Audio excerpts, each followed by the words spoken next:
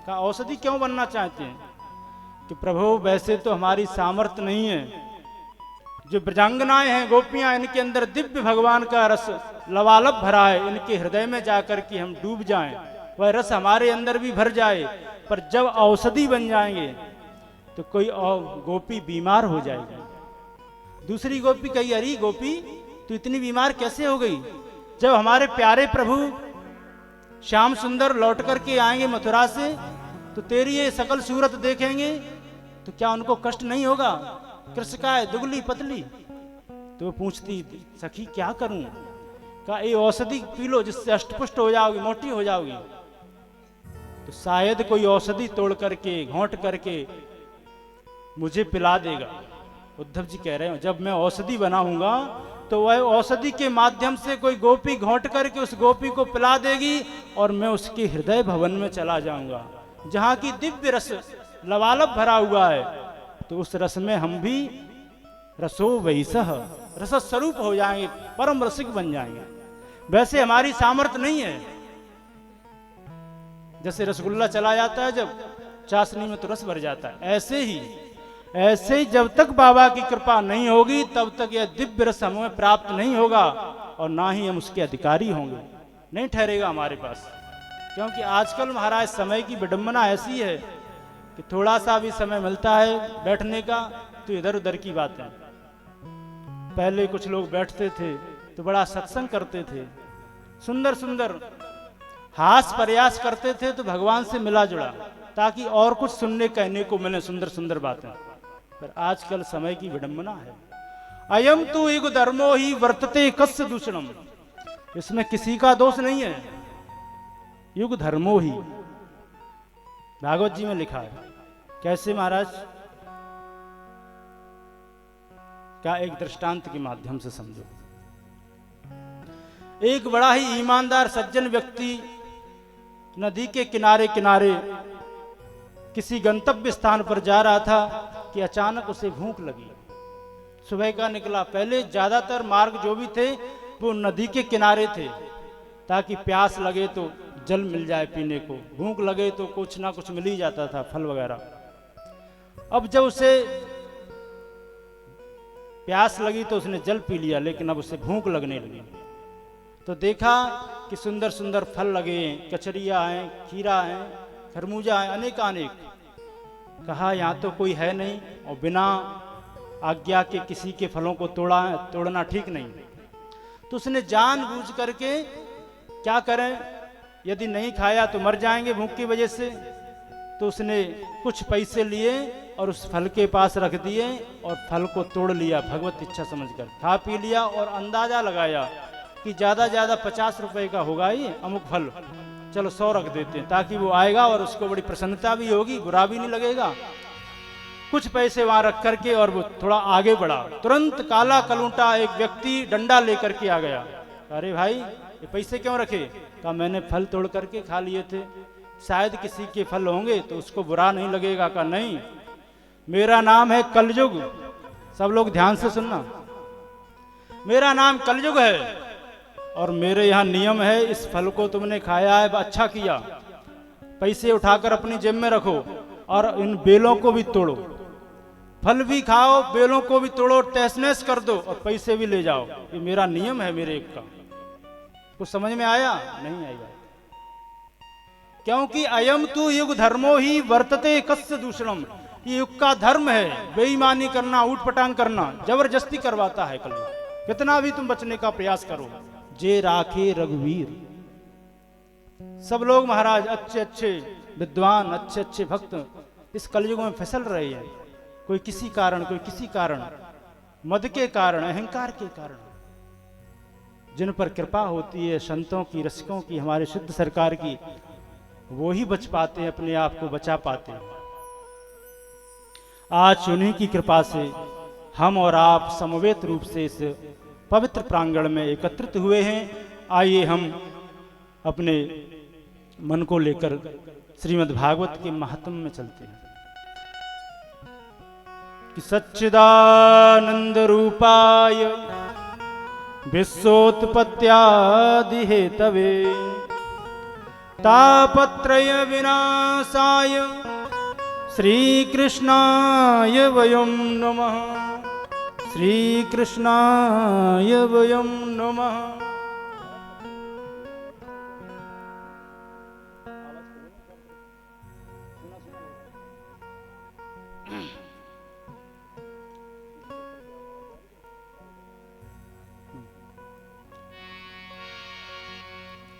सर्वप्रथम श्री व्यास जी ने भागवत पुराण लिखने के उपरांत सबसे पहले महात्म लिखा। व्यास भगवान जानते हैं कि संसार में ऐसे स्वार्थी जीव होंगे, जब तक उन्हें उस चीज में स्वार्थ अपना नहीं दिखाई देगा तब तक ठीक से उसे पकड़ेंगे नहीं, उसका श्रवण नहीं करेंगे। इसलिए महात्म लिखा 6 अध्यायों में। का महत्व को ही महात्म कहते हैं। महात्म क्या है? किसी चीज के महत्व को, उसकी महानता को बतलाना ही महत्व कहलाता है। जब तक हम घी क्यों नहीं खाते महाराज? घी क्यों खाते हैं? उसके महत्व को जानते हैं कि यदि हम घी खाएंगे तो हष्टपुष्ट होंगे, शक्ति आएगी, बल पराक्रम हमें प्राप्त होगा, तभी तो घी खाते हैं। ऐसे ही भागवत जी के महत्व को जो प्रतिपादित करे उसे महात्म कहते हैं। सबसे पहले भगवान सच्चिदानंद का ध्यान किया। जो प्रभु के पाद पद्मों का जीव जैसे ही ध्यान करता है, वंदन करता है, उसके तापत्रय समाप्त हो जाते हैं। दैहिक दैविक भौतिक ताप समाप्त हो जाते हैं। जो भगवान सत्य स्वरूप हैं, जो प्रभु चित्त स्वरूप है, जिनकी कृपा से सूर्य को भी प्रकाश मिलता है, तो चंद्रमा को भी जो शैतल्यता प्रदान करते हैं, उन्हें कभी किसी के प्रकाश से प्रकाशित नहीं होना पड़ता है। वो स्वयं जगत प्रकाश प्रकाशक राम, वो चित्त स्वरूप है। आनंद कि सच्चिदानंद रूपाय। आनंद क्या है? आनंद की परिभाषा वेदों में बड़ी विलक्षण है। का महाराज आज तो बढ़िया चकाचक माल मिल गए, आनंद आ गया, इसे आनंद नहीं कहते। ये तो तुम्हारी क्षुधा की निवृत्ति हुई है। आनंद तो अंदर की वस्तु है। आनंद का उल्टा कभी कुछ हो नहीं सकता। दुख का उल्टा सुख हो सकता है, रात का उल्टा दिन हो सकता है, लेकिन आनंद का उल्टा कभी कुछ नहीं होगा। एक ने कहा निरानंद का निर तो अपने आपने लगाई है, आनंद तो विशुद्ध है, ये अंदर की वस्तु है, इसका सिर्फ महसूस किया जाता है, आनंद अंदर से लिया जाता है। प्रभु आनंद स्वरूप है। जो आनंद सिंधु सुख राशि, सीकर से त्रिलोक सुपासी। आनंद के सिंधु हैं, इनके सिर्फ एक बिंदु से त्रिलोक सुपासित हो जाता है। ऐसे प्यारे प्रभु के पाद पद्मों में हम आप मिलकर के श्री कृष्णाय वयं नमः। एक बात बड़ी विचारणीय है। अरे भाई, जब आप किसी के सामने दंडवत लेट गए, फिर नाना प्रकार के उसकी महिमा का गान करना क्या? जब आपने लेट करके प्रणाम कर लिया, फिर श्रीमान श्री जी इनकी क्या आवश्यकता है? सबसे बड़ा सम्मान तो प्रणाम करना हो गया। फिर क्यों लिख रहे हैं श्री कृष्णाय वयं नमः? फिर श्री क्यों लगाया? तो ब्रज के रसिक संत इसका अर्थ करते, कहते हैं श्री का अर्थ है श्री राधिका। राधा रानी के सहित भगवान श्री कृष्ण को प्रणाम। क्या राधा रानी को प्रणाम क्यों?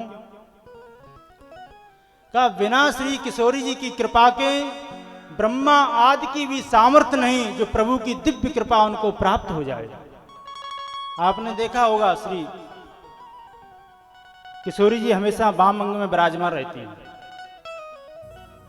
राम वाम दिस जानकी, वाम अंग में ही विराजमान क्यों रहती हैं?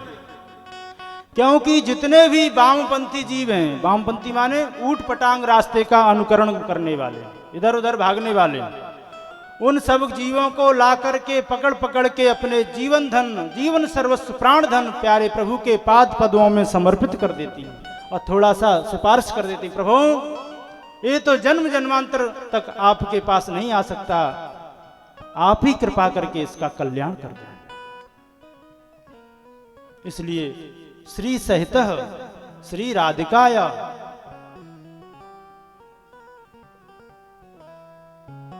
श्री कृष्णाय वयम नमः। ऐसे प्यारे प्रभु सच्चिदानंद घन प्रभु श्री कृष्ण भगवान को हम और आप मिलकर के प्रणाम करते हैं। बोल सच्चिदानंद भगवान की जय। आइए हम और आप अपने मन को लेकर के चलते हैं नैमिषारण्य की पावन भूमि में, जहाँ 88,000 ऋषि मुनि विराजमान हैं और व्यास गद्दी पर श्री सूत जी भगवान विराजमान हैं। आज सूत जी से सभी ऋषियों ने, सौनकाद ऋषियों ने प्रश्न किया है कि अज्ञान द्वंद विध्वंस कोटि सूर्य समप्रभ सूताख्यायी कथा सारम मम कर्ण रसायन। हे सूत जी महाराज, करोड़ों सूर्यों के समान दिव्य ज्ञान का जो प्रकाश रूपी दिव्य अलौकिक तत्व ज्ञान आपके पास है, वह कृपा करके उसकी एक किरण हमारे हृदय पटल पर डाल दीजिए, ताकि हमारा जो अज्ञान रूपी तिमर है वह हमेशा के लिए समाप्त हो जाए। हम जानते हैं कि जीव बड़ी बड़ी तपस्या करके अनेक वस्तुओं को प्राप्त कर सकता है। चिंतामणि की वह सामर्थ्य है। चिंतामणि के सामने व्यक्ति बैठ करके जो चिंतन करेगा उसे वह वस्तु प्राप्त हो जाएगी। स्वर्ग के कल वृक्ष में सामर्थ्य है कि जो भी दिव्य भोगों का तुम ध्यान करोगे वो तुम्हारे सामने प्रकट हो जाएंगे। लेकिन चिंतामणि और स्वर्ग के कल वृक्ष में सामर्थ्य नहीं कि दिव्य प्रिया प्रियतम का दर्शन करा सके। यह सामर्थ्य दिव्य गुरु की कृपा में है कि चिंतामणिर्लोक सुखम सुरुद्रु स्वर्ग संपदम प्रयच्छति गुरु प्रीतो वैकुंठम योगी दुर्लभम। वैकुंठम योगी दुर्लभम, बड़े बड़े योगियों को, अमलात्मा विमलात्मा संत सन्यासी जिन्हें बड़ा ही दुर्लभ है वैकुंठ, लेकिन गुरुदेव यदि प्रसन्न हो जाएं तो तुरंत वह सुलभ हो जाता है।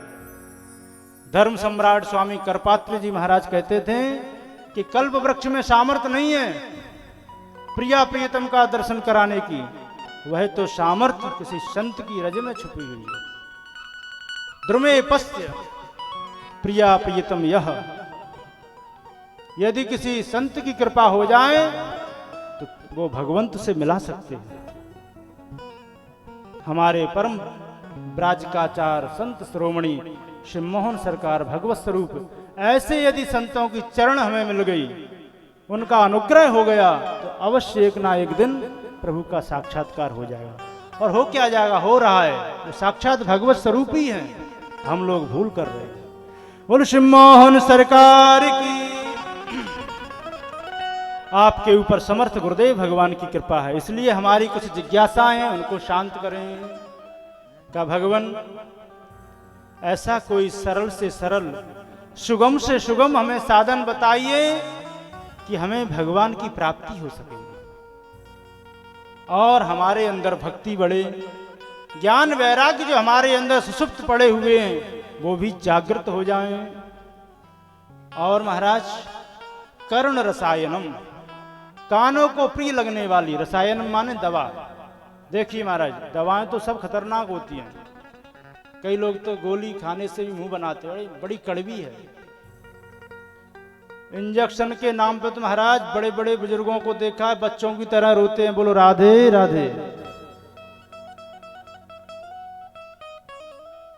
आंख में डालने वाली दवा आती है कि वो सही है, पर रामदेव बाबा की दृष्टि कितनी खतरनाक, नानी याद आ जाती है। सभी दवाएं खतरनाक हैं, लेकिन सबसे सरल सबसे अच्छी दवा कौन सी है? कान में डालने वाली। कोई भी डलवा लेगा, किसी को कोई परेशानी नहीं।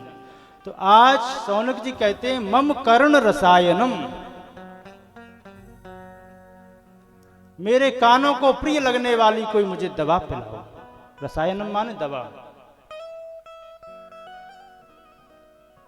आज गदगद हो गए श्री सूत जी महाराज और कहने लगे, धन्य है ऋषियों तुम्हारा ऐसा भाव, ऐसी श्रद्धा।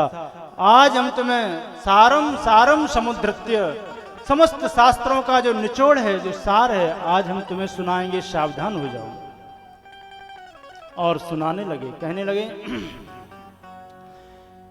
कि जब महाराज परीक्षित को गंगा तट पर सुखदेव भगवान दिव्य कथा का रसपान कराने के लिए पधारे, उसी समय स्वर्ग से देवता लोग अमृत का कलश लेकर के पधारे।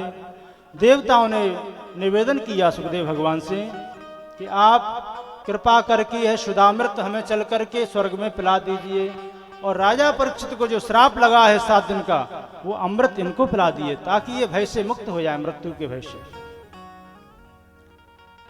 परंतु सुखदेव स्वामी तो आज समझ गए इनके अंदर की बात और कहा नहीं, ये तो स्वार्थी है, ये कथा के अधिकारी नहीं है, इनको नहीं पिला सकते।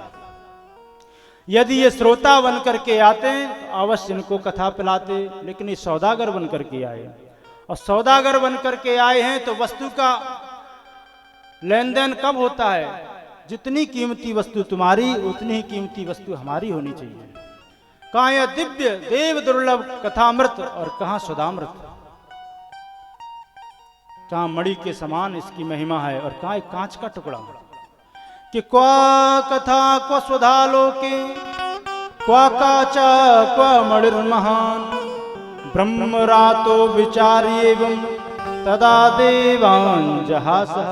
कहा देवताओं तुम स्वार्थी हो, ठगिया हो, तुम इसके अधिकारी नहीं हो, तुम तो विनिमय करने चले आए हो, जाओ भाग जाओ। क्यों नहीं दिया? लौटा दिया, भगा दिया बुरी तरह से डांट फटकार करके। क्यों नहीं दिया? ऐसी क्या महिमा है? महिमा तब सुनाने लगे, कहने लगे जो दिव्य सुधामृत पीते हैं, सुधा माने स्वर्ग का अमृत। स्वर्ग का अमृत कब पिलाया जाता है? जब कोई व्यक्ति अपने जीवन भर बड़े बड़े सत्कर्म करें, पुण्य करें, तब वह मरने के बाद स्वर्ग में जाता है, तब उसको थोड़ा सा मिलता है। गुरुदेव तो कहते थे पीने को नहीं मिलता, यदि पीने को मिलता तो न जाने कब का खत्म हो जाता, वो तो सिर्फ सुंघाया जाता है और एक माला डाल दी जाती है पुष्पों की, कि जब तक तेरा पुण्य है तब तक तू आराम से रहे यहाँ स्वर्ग में, और जैसे तेरे पुण्य क्षीण होते जाएंगे कि क्षीणे पुण्य मृत्यु लोके विशंति, गीता में लिखा है। पहचान क्या होगी कि माला, जैसे ही तेरी माला सूखती जाएगी तू समझ कि तेरा अकाउंट खत्म और तुझे पुनः पटक दिया जाएगा मृत्युलोक में।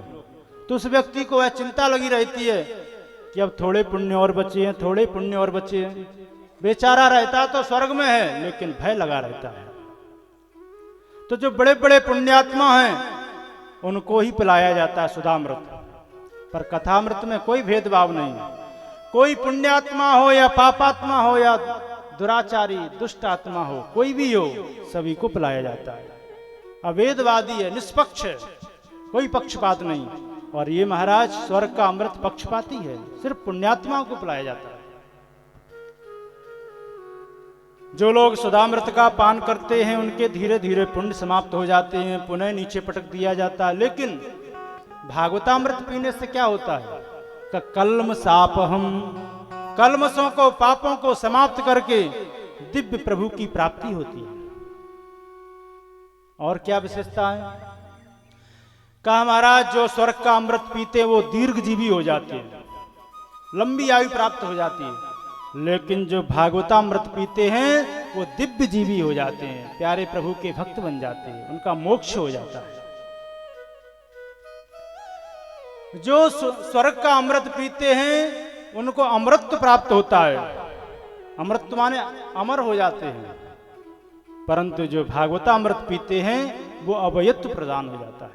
अभयत्व माने मृत्यु का जिसको भय है वह समाप्त हो जाता है। महाराज कथा की महिमा तो भगवान से भी बड़ी है।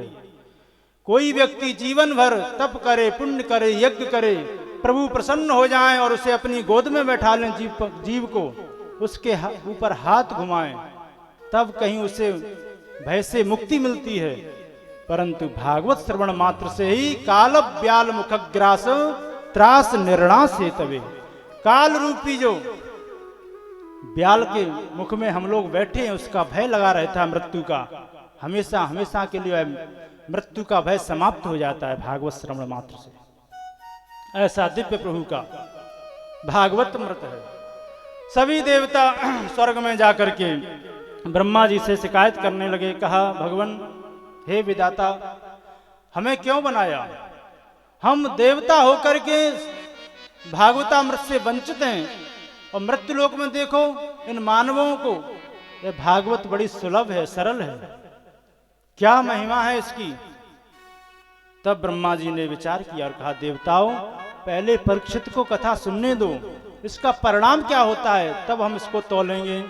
7वें दिन जब परीक्षित को मृत्यु के भय से मुक्ति मिली और दिव्य मोक्ष मिला, कल्याण हो गया परीक्षित को, तुरंत ब्रह्मा जी ने अपने सत्यलोक में तराजू मंगाया है। एक तराजू पर एक साइड में श्रीमद् भागवत जी को स्थापित किया है और एक तरफ अनेकानेक धर्म शास्त्रों को रखते चले गए। जैसे ही भागवत उठा करके तराजू को देखा तो आज जितने भी धर्म शास्त्रों का पल्ला था वह हल्का हो गया और भागवत जी का जो पल्ला था वो भारी हो गया। सभी ने एक स्वर से घोषणा कर दी कि राज्ञो मोक्षम तथा वीक्ष पुराधातापि विस्मिता सत्यलोके तुलाम बद्ध्वा तौल्यत साधनान्यज। सभी ने एक स्वर से प्रार्थना कर दी, घोषणा कर दी, कहा ये भागवत कोई पोथी नहीं है, भागवत कोई ग्रंथ नहीं है, तेनेयम वाग्मयी मूर्ति प्रत्यक्षा व्रतते हरि। भागवत साक्षात भगवान नारायण का वांग्मय वाणी रूपी ही विग्रह है। बोल भागवत भगवान की जय हो। एक स्वर से सभी ने भागवत जी को भगवान की उपाधि दी। कहा महाराज ये 7 दिन में सुनने कहने की विधि कहां से प्रारंभ हुई। तो सूत जी महाराज सौनकादि ऋषियों से कहने लगे, एक बार नारद जी बद्रिका आश्रम में विचरण कर रहे थे, उसी समय 4 ऋषि कुमारों को देखा। ऋषि कुमारों ने नारद जी को देखा। सनक सनंदन सनातन सनत कुमार जो 4 ऋषि कुमार हैं, आज ब्रह्मा जी के जो मानस पुत्र हैं, नारद जी को देखते ही कहने लगे कि एकदा ही विशालायाम चत्वार ऋषयो मल सत्संगार्थम समायात दद्रसुस्तत्र नारद। एकदा शब्द का जहां प्रयोग होता है वहां से कोई नई कथा का उद्घाटित होती है। नारद जी तो हमेशा ही बद्री विशाल में रहते हैं। दीपावली के अवसर पर जब नर नारायण भगवान का जो हम लोग दर्शन करने जाते हैं, दीपावली पर पूजन होकर के कपाट बंद हो जाते हैं, तो 4 महीनों जो सर्दियों में नारद जी पूजा करते हैं, वहां हमेशा रहते हैं। पर आज एकदा माने एक बार विशेष कथा का उद्घाटित करते हैं। कहते हैं नारद जी वहां से निकले। आज सनत कुमारों ने पूछ दिया, कहा भैया कि कथम ब्रह्मन दीन मुख कुतश्चिंता तुरो भवान। हे ब्रह्मा जी के मानस पुत्र नारद जी, आपका मुखमंडल लटका हुआ क्यों है। कथम ब्रह्मन दीन मुख कुतश्चिंता तुरो भवान, क्या चिंता है तुम्हें और कहां से आ रहे हो, कहां जा रहे हो। आपका मुखमंडल देखकर तो ऐसा लगता है गत वित्तो यथा जनः, जैसे महाराज किसी कृपण का धन चला जाए तो बड़ा ही दीनहीन खिन्न हो जाता है। आपका मुंह ऐसे लटका है। नोचितम बद कारणम, ऐसा उचित नहीं है हम संतों को ऐसा चिंता करना, चिंतित होना। चिंता चितारियोर मध्य, चिंता तो चिता से भी बढ़कर होती है। हम संतों का ऐसा कोई धन नहीं जो कोई चुरा सके। संतों का धन क्या है, आइए हम श्रवण करते हैं। संतों का ऐसा धन है महाराज, ना कोई चुरा सकता है, ना कोई छुपा सकता है, और प्रयास भी जो करता है चुराने छुपाने और बढ़ता है। हमारो धन राधा श्री राधा श्री राधा, हमारो धनी राधा श्री राधा श्री राधा, हमारो धनी राधा श्री राधा श्री राधा।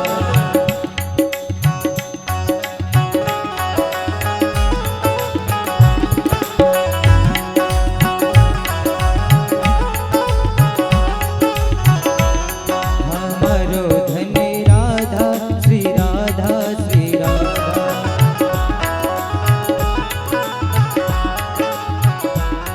परम धनी राधा राधा राधा राधा राधा।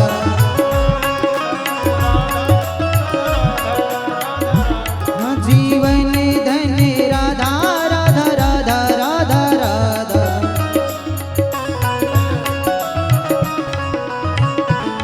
हमारो धनी राधा श्री राधा श्री राधा।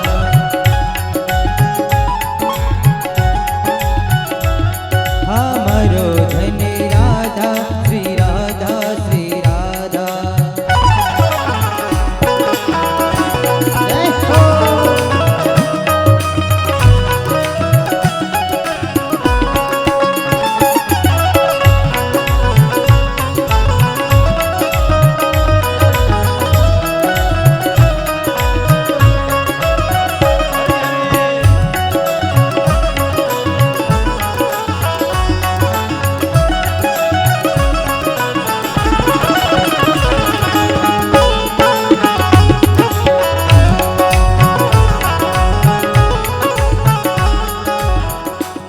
हो वृंदावन का कड़ी कड़ी बोले श्री राधा राधा।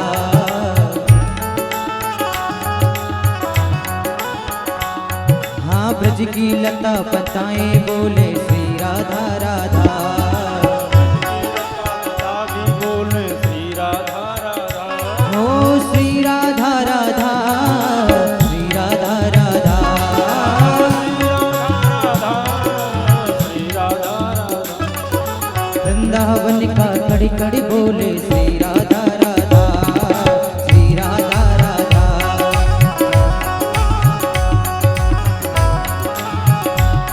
हमारो बनी राधा श्री राधा श्री राधा।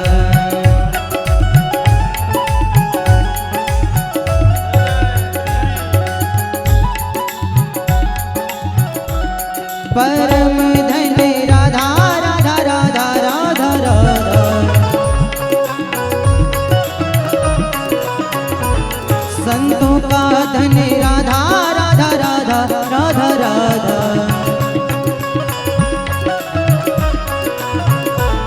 हमारो धनी राधा श्री राधा श्री राधा।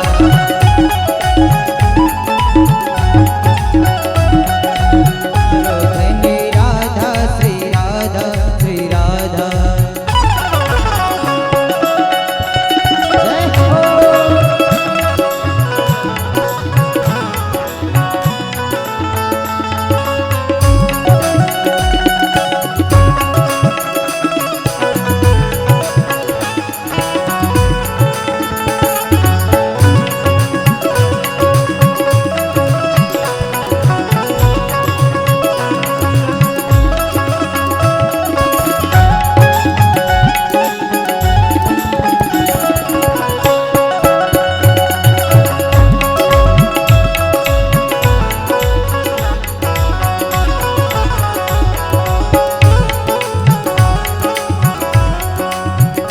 हो राधा नाम अमंगलहारी।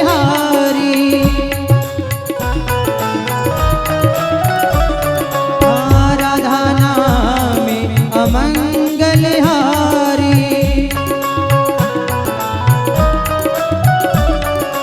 ही राधा नाम सर्वे सुखकारी। हाँ राधा नाम सर्वे सुखकारी। श्री राधा नाम मिटावे भव व्याधा। श्री राधा नाम मिटावे भव व्याधा। हमारो मनी राधा श्री राधा श्री राधा।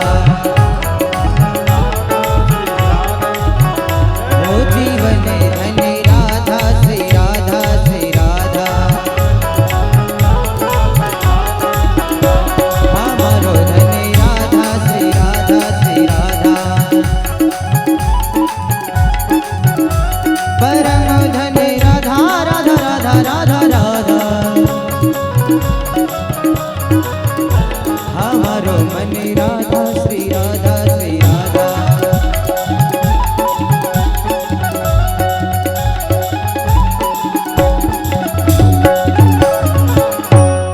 भोले बाकी बिहारी लाल की जय। बोल श्री मोहन सरकार की, शुद्ध सरकार की जय जय श्री राधे।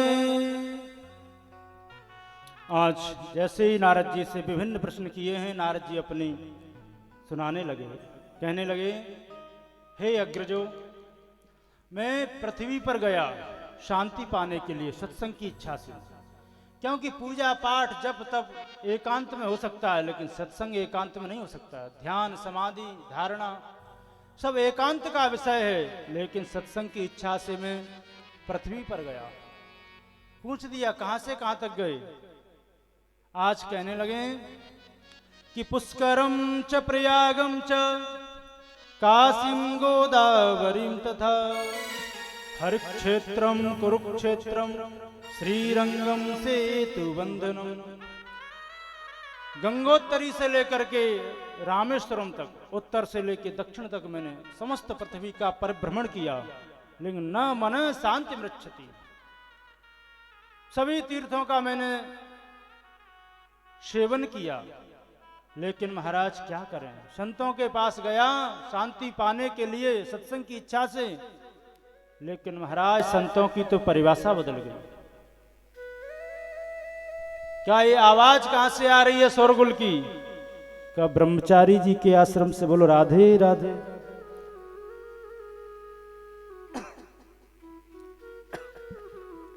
क्या बड़े बड़े भवन आश्रम किसके बने? का त्यागी जी महाराज के। कि जब त्यागी हैं तो इन आश्रमों की क्या आवश्यकता। ये बच्चे किसके खेल रहे हैं? का ब्रह्मचारी जी के। ऐसी महाराज विडंबना। तीर्थों का भी मैं छोड़ करके गृहस्थों के यहां गया तो बड़े महाराज कलेश। माता पिता की कोई पूछ नहीं। स्याल को बुद्धिदायक। घर में कोई आयोजन होता है, कोई कार्यक्रम होता है तो ससुराल से साले जी बुलाए जाते हैं, उनसे परामर्श लिया जाता है। का अच्छी बात है, पढ़े लिखे हैं यदि तो बुला लो, क्या परेशानी। का महाराज परामर्श सालों से लेते हैं, फिर भी महाभारत घर में मचा रहता है। दंपति नाम चकलकनम, पद पत्नी में महाभारत होता है।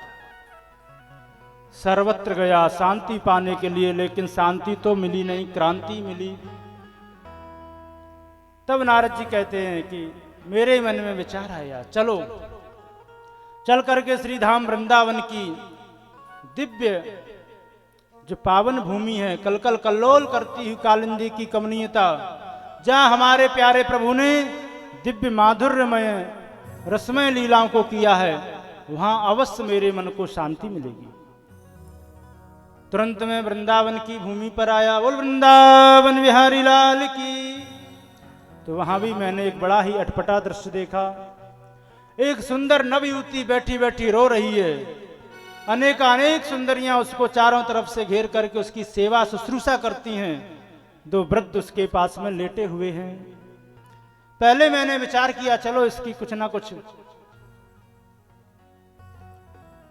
सुना जाए और इसका सहयोग किया जाए। फिर विचार किया, अरे अभी मैं गया बिना बुलाए तो माताएं न जाने कब रोने लगें और कब हंसने लगें। बोलो राधे राधे। आपने देखा होगा कहीं जाएं रोने के लिए, फिर देखो एक दूसरे में सुर बनाकर कैसे रोती हैं, न जाने कहां से आ जाता है। नारद जी ने विचार किया, नहीं अपने राम जी को नहीं जाना है, न जाने कब डांटने लगे। तो नारद जी वहां से खिसकने लगे। जैसे ही उस देवी ने नारद जी को जाता हुआ देखा, तुरंत आवाज लगाई कि भो भो साधु क्षणम तिष्ठ मन चिंता मपि नाशये। हे संत महाराज, आप एक क्षण के लिए, क्षणम तिष्ठ, एक क्षण के लिए रुक जाइए। मन चिंता मपि नाशये, मेरी चिंता का विनाश करते जाइए, क्योंकि दर्शनम तब लोकस्य सर्वता अगहरम परम। आप जैसे महापुरुष का दर्शन मात्र से बड़े बड़े ताप भस्म हो जाते हैं। संत दरस जिम पातक टरे। महाराज संतों के वचन गालियां ये तो बड़े बड़े भाग्यवान को ही मिलते हैं। संतों का दर्शन हो जाए तो बड़े बड़े जो पाप हैं हमारे वो भस्म हो जाते हैं। और हमारे यहाँ तो संतों की कितनी कृपा है, एक ना एक संत दर्शन देते ही रहते हैं। फिर भी हम अपने आप को पापी समझते हैं, बिल्कुल पापी नहीं है। बड़े बड़े संतों की कृपा है, उनका सानिध्य हमें प्राप्त है। फिर कैसा पाप? पाप और पुण्य मन का ही तो विचार है।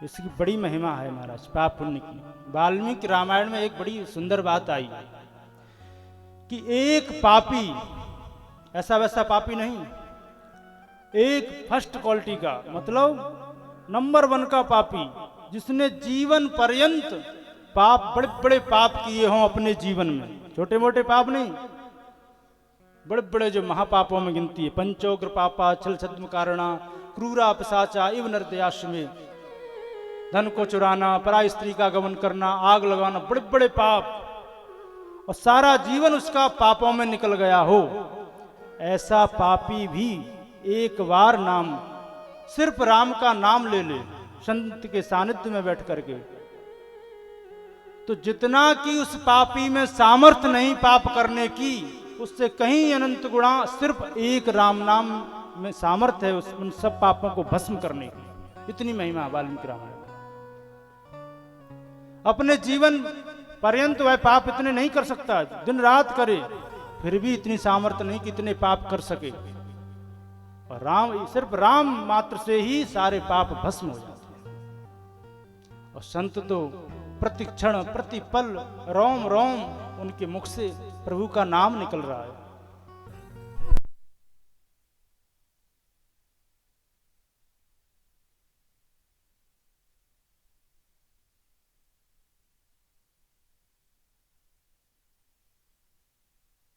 मोहन सरकार की जय। बड़ी महिमा है संतों की और प्रभु के नाम की। आइए प्रसंग पर। आज जैसे ही उस देवी ने नारद जी को पुकारा, नारद जी पास में गए। देवी ने अपनी सारी समस्या बताई। कहा, नारद जी मेरा नाम भक्ति है, ये जो व्रत लेटे हैं ये कोई और नहीं हमारे पुत्र हैं, पर काल के समय अनुसार ये जर्जर हो गए, ज्ञान वैराग्य हैं, इनको कोई पूछने वाला नहीं है कलयुग में। ये गंगा आदि नदियां जो हमारी सेवा में संलग्न हैं, इनकी सेवा से हमें शांति नहीं मिलती है, मन हमारा बड़ा व्यग्र है।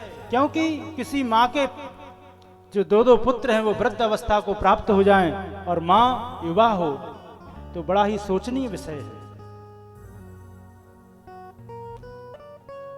सर्वत्र मेरा सम्मान हुआ, लेकिन कलयुग के कारण मेरे बालकों पर थोड़ी विपदा आ गई है। हम जानना चाहते हैं इनका ये बुढ़ापा कैसे दूर होगा। नारद जी ने बहुत प्रयास किया। नारद जी ने बार बार गीता पाठेर मुहुर्मुहुर, बार बार गीता का पाठ, वेद वेदांत घोष से वेदों का पाठ किया, कभी ज्ञान के कान में जाकर के, कभी वैराग्य को, लेकिन कुछ भी नहीं हुआ। नारद जी हताश हो गए, निराश हो गए। उसी समय आकाशवाणी हुई, हे नारद जी आप चिंता न करें। और आकाशवाणी ने कहा, सत्कर्म करो। नारद जी ने हाथ जोड़कर आकाशवाणी से निवेदन किया कि ये सत्कर्म नहीं है तो क्या है, गीता का पाठ, वेदों का पाठ। तब आकाशवाणी ने दिशा का निर्देशन किया और कहा, कोई संतों की शरण में जाकर के, कोई पहुंचा हुआ परिव्राजकाचार्य जो संत होगा वह तुम्हें सत्संग का स्वरूप बताएगा। कि व्योम वाणी तथैवा भून मानसे कृत्यतामिति उत्तम सफलस्तोयम भविष्यति न संशय। आप अपने कार्य में अवश्य सफल होंगे, आप संत के पास जाओ। आज नारद जी ज्ञान वैराग भक्ति को वहीं छोड़ करके संत की खोज में निकल पड़े, परंतु जहां भी जाते हैं बड़े बड़े मंडलेश्वर मठाधीश सुनते हैं तो कई तो महाराज पलायन कर जाते हैं। बोलो राधे राधे, दाएं बाएं हो जाते हैं। अरे जब ब्रह्मा जी के पुत्र स्वयं भगवत स्वरूप नारद जी को पता नहीं सत्संग का स्वरूप, तो हम क्या बताएं। कई मौन व्रत लेकर के बैठ जाते हैं। नारद जी सब जगह थे हताश हो गए, परेशान होकर के विचार किया, चलो साक्षात नर नारायण की जो भूमि है बद्रिका विशाल, वहीं जाकर के हमारे प्रश्न का उत्तर मिलेगा। आज बड़ी प्रभु की कृपा हुई जो आप लोगों का दर्शन हुआ। आप लोग बड़े पहुंचे हुए संत हैं। 5 वर्ष से कभी 6 वर्ष के नहीं होते हैं आप। ये आपकी तपस्या का प्रभाव है। पंचहायन संयुक्ता पूर्वे सामय पूर्जा हैं तो आप पूर्वजों के भी पूर्वज, लेकिन अपनी तपस्या के द्वारा काल पर आप पर कोई प्रभाव नहीं होता। काल आपको बाधित नहीं करता है।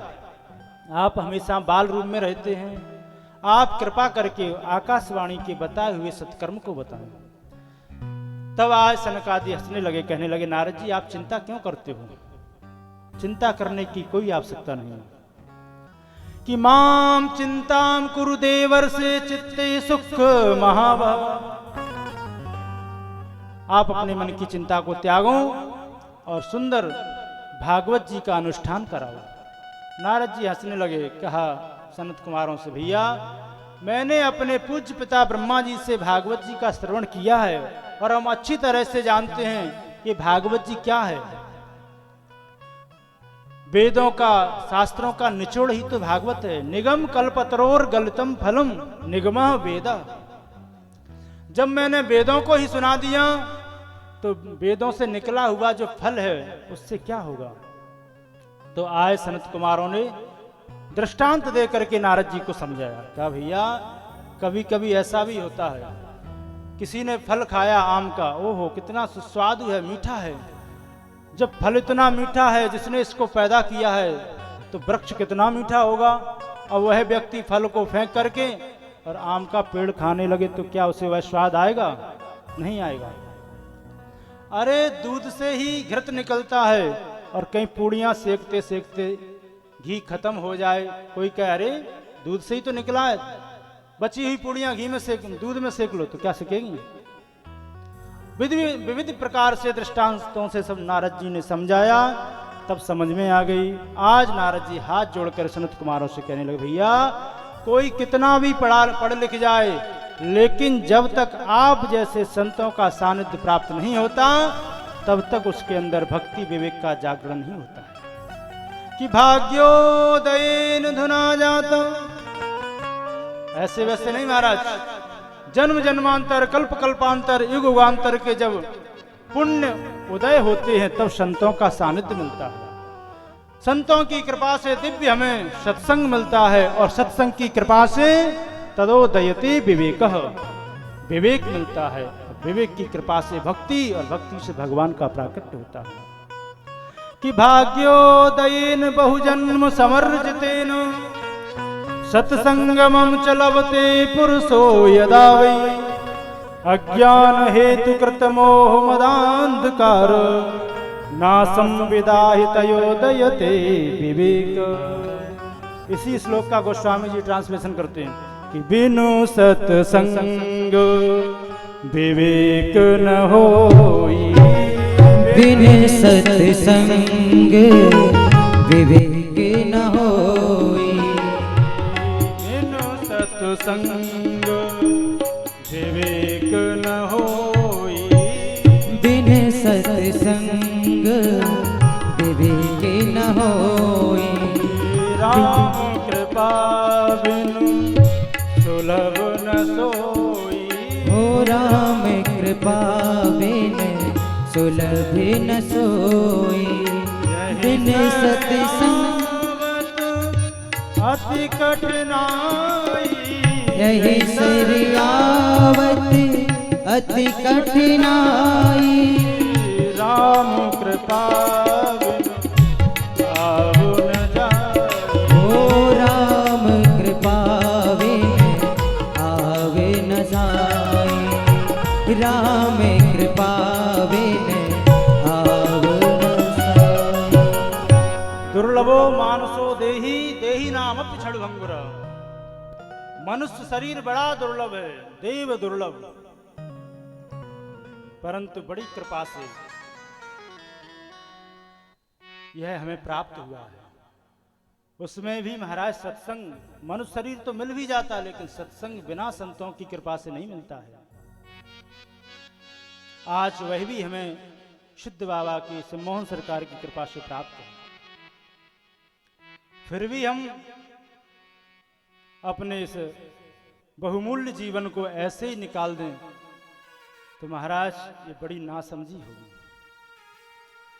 आज श्री नारद जी विविध प्रकार से सनत कुमारों की प्रार्थना करते हैं और सनत कुमारों ने बड़े सुंदर कहा, नारद जी हम आपको दिव्य भागवत रूपी यह जो फल है वो प्रदान करेंगे, ताकि ज्ञान और वैराग्य का जो बुढ़ापा वो हमेशा के लिए समाप्त हो जाए। चलिए हरिद्वार की पावन भूमि पर हम लोग और आप चलते हैं, वहां बैठ करके भागवत का श्रवण करेंगे। आज नारद जी ने सुंदर गंगा मैया की बालुका से, रेती से एक व्यास गद्दी का निर्माण किया, उस पर चारों भाइयों को विराजमान किया और स्वयं नीचे बैठ गए प्रमुख श्रोता बन के, परीक्षित बन करके कि सदा सेव्य श्रीमद्भागवती कथा यस्या श्रवण मात्रेण पापहानि प्रजायते। श्रीमद्भागवती का आलाप प्रारंभ कर दिया। जैसे ऋषि मुनियों को पता चला, सब दौड़े दौड़े गंगा मैया के तट पर आ रहे हैं। भृगुर वशिष्ठस्य वनस्य गौतम, 17 पुराण, 6 शास्त्र, 4 वेद मूर्तिमान होकर के आए, सब दौड़ रहे हैं गंगा मैया की ओर। बोलो गंगा मैया की जय। दौड़े दौड़े आ रहे हैं कथा सुनने के लिए। इधर सुंदर कथा का प्रवचन जैसे ही प्रारंभ किया और कहा, नारद जी धिक्कार है उन लोगों को जो मनुष्य शरीर लेकर के और भागवत कवि जीवन में जिन्होंने श्रवण नहीं किया। उन्होंने अपना जीवन तो खराब किया ही, गर्त में डाला ही, स्वजन्म जननी जन दुख भाजा। महाराज उन्होंने अपने, जिस माँ ने उन्हें जन्म दिया उसके कोख को भी लजा दिया। इतनी महिमा।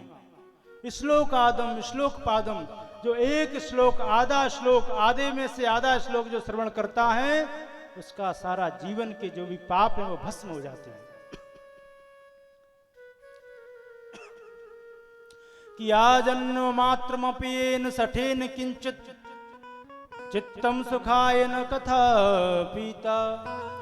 आजन्म जीवन भर जिसने कभी भी कथा का पान नहीं किया, घर वद वद तेन नीतम, वो गधे के समान है, वो चांडाल के समान है, वह जीवित पुरुष मुर्दा के समान है। महाराज इतनी गालियां क्यों दे रहे हो? कहा हम नहीं दे रहे हैं गालियां।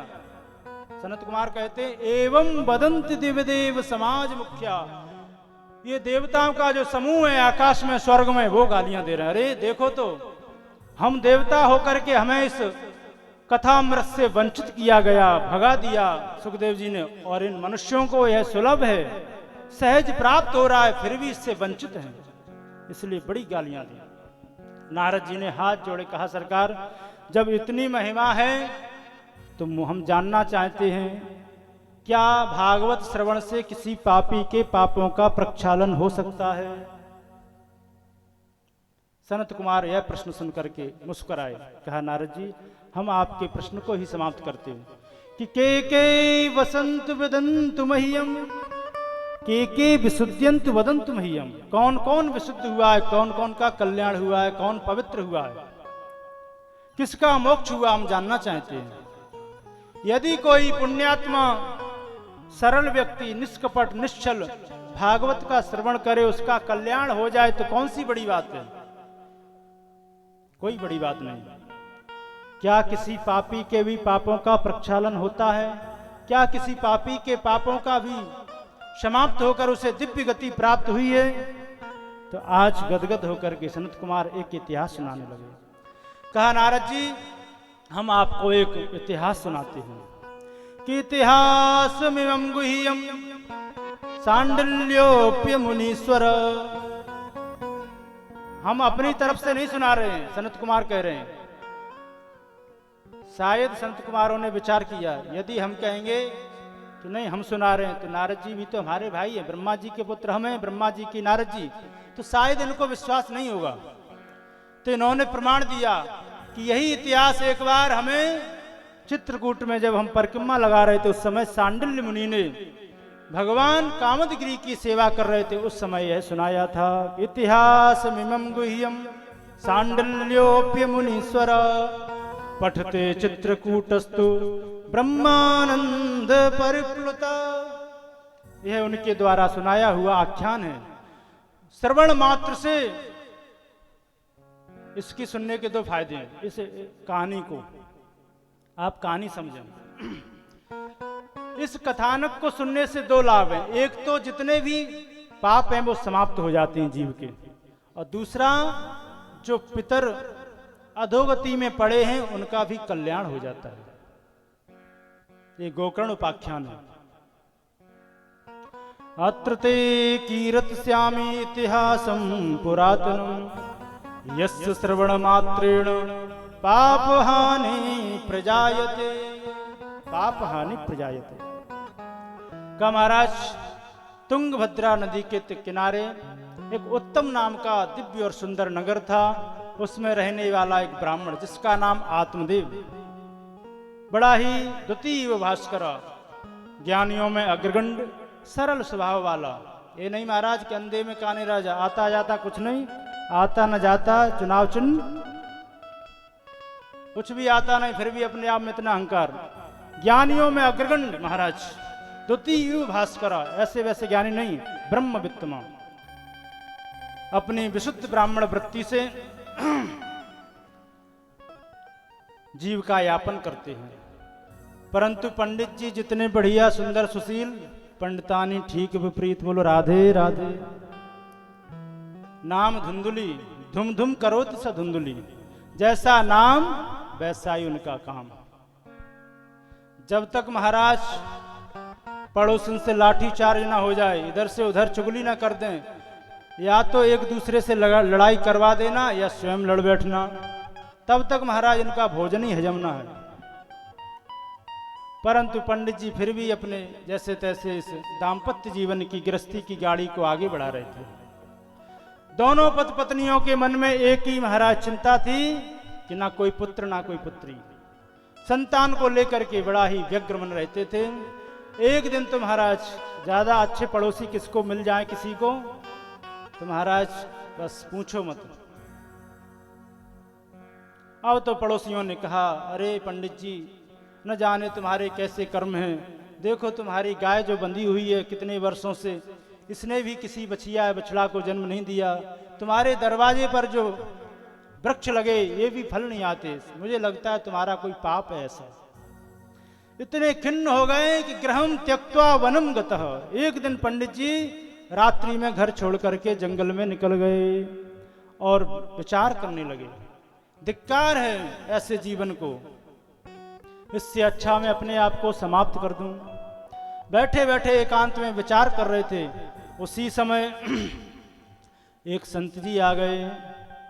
संत जी ने मन में विचार किया, ओहो, मुझे लगता है कोई जिज्ञासु है, पिपासु है, भगवान को चाहने की इच्छा से नितांत एकांत जंगल में बैठ करके भजन कर रहा होगा। चलो इसका मार्ग प्रशस्त करें, इसको कुछ प्रभु की प्राप्ति का उपाय बताएं। परंतु जैसे ही आकर के पूछा, राम राम किया, तो ब्राह्मण ने तुरंत रोते हुए प्रणाम किया। जैसे ही ब्राह्मण ने आज प्रणाम किया है तो पूछ दिया कि कथम रोदसी विप्रत्वम काते चिंता बलीयसी बद तुम सत्वरम मह्यम स्वस्य दुख से कारणम। वो ब्राह्मण बद, बोलिए तुम्हें क्या दुख है। जैसे ही दुख का कारण पूछा महाराज, आज पंडित जी ने सारा हाल ज्यों का त्यों बता दिया। कहा, हे भगवान, हे संत भगवान, हम आपको क्या बताएं। मुझे तो लगता है कि मेरे पूर्व जन्म में ऐसे मुझसे न जाने कौन सा पाप बन गया है कि उसी का यह फल है कि ना मेरे कोई पुत्र ना कोई पुत्री। अरे यहाँ तक कि मैंने तुलसी का बिरवा, तुलसी का पौधा अपने आंगन में लगाया, वो भी सूख जाता है। गाय को पाला, वो भी सर्वथा बंध्या भवेत, बंध्या है। क्या करें हम, क्या न करें। तब संत भगवान ने ललाट की रेखाएं पढ़ी और कहा, पहले तो विचार किया, अरे राम राम कहाँ फंस गए अपने राम जी। हम तो विचार कर रहे थे जिज्ञासु होगा, भला व्यक्ति होगा, सिद्ध बाबा पर एकांत में भजन करने आया होगा, लेकिन हमें क्या पता ये चुगली करने आया होगा। बोले राधे राधे। बैठा बेचारा एकांत में, इसका मार्ग प्रशस्त करें, कुछ रास्ता बताएं प्रभु के भजन का, लेकिन ये तो पुत्र के लिए बैठा है। समझाने लगे, हे ब्राह्मण तू क्यों रोता है? पुत्र कुपुत्र तो का धन संचय, पुत्र सुपुत्र तो का धन संचय। महाराज सगर को देखो, 60,000 पुत्र थे, किसी ने उन्हें सुख पहुंचाया? 4-4 पीढ़ियां लग गई महाराज, तब उनका उद्धार करा पाए, ऐसा कर्म किया उन्होंने। संतते सगरो दुखम मवापांग पुरात था। महाराज अंग के पुत्र नहीं हुआ, जैसे तैसे हुआ। वैन महानास्तिक, पुत्र के कारण राज्य को छोड़कर भागना पड़ा। इसलिए पक्की गारंटी नहीं है कि पुत्र तुम्हें सुख ही देगा। इसलिए पुत्र की इच्छा को त्यागो और भगवान का भजन करो। तब तो ब्राह्मण ने कहा, तुम क्या जानो, संत हो सन्यासी हो। अरे जब छोटे छोटे बालक तोतली भाषा में बुलाते हैं तो ऐसा लगता है मानो रसगुल्ला सा घुर गया हो। सन्यासा शुष्क भी, ये सन्यास तो शुष्क है, सूखा हुआ है। पुत्रम देहि बलादपि, मुझे पुत्र चाहिए। संत ने कहा, ब्राह्मण देव इस जन्म की तो छोड़ो, आगे 7 जन्मों में भी तुम्हारे कोई पुत्र नहीं होगा, क्योंकि मैंने तुम्हारी ललाट की रेखाएं पढ़ ली हैं। तब तो उस ब्राह्मण ने जोर से सर लिया और संत के चरणों में पटक दिया, रक्त निकलने लगा। संत जी बोले, अरे ब्राह्मण क्या करते हो, मर जाओगे क्या? महाराज मरने तो मैं पहले ही बैठा था, तुमने हमारा दुख कम तो किया नहीं, 7 गुना और बढ़ा दिया। हम तो इसी जन्म के दुख के कारण मर रहे थे, लेकिन तुमने और बढ़ा दिया है। अब मुझे तो मरना ही पड़ेगा, लेकिन एक बात पक्की है, आपको ब्रह्म हत्या लगेगी, क्योंकि आपके सामने मरेंगे। बोलो राधे राधे। अब संत जी की धड़कन तेज हुई। अपने राम जी तो रास्ते से जा रहे थे, क्यों ब्रह्म हत्या बीच में ही ले ली। अरे भैया क्या चाहिए? पुत्रम देहि बलादपि। कहा है नहीं तो कहां से देंगे?